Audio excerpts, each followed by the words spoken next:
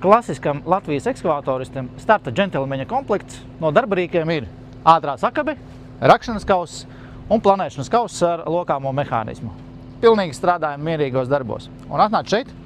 Un šim ekskavatoram ir arī ātrā sakabe, rakšanas kauss un planēšanas kauss un arī kustības mehānisms.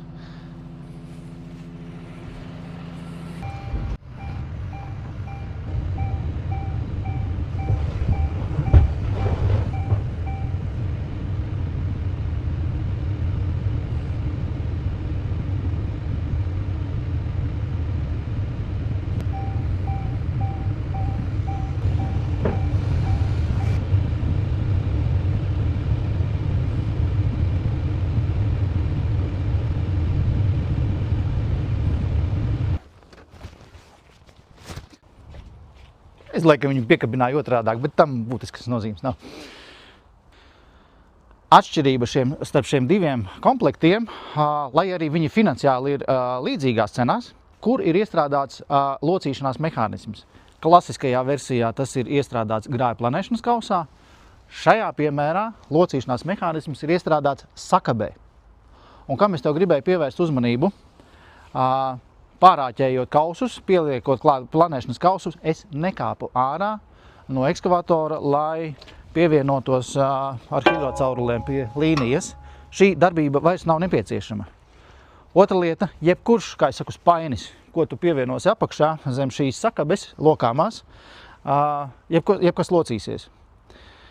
Kam ir piemērots šis komplekts un kam ir piemērots šis komplekts?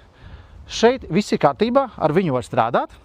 Bet šeit, ja tev sākās vēl vairāk papildus aprīkojumu apakšā, ko tu pielieto, piemēram, trapecveida kauss grāvi tīrīšanai garenvirzienā, nav slikti, ja viņš lokās uz sāniem.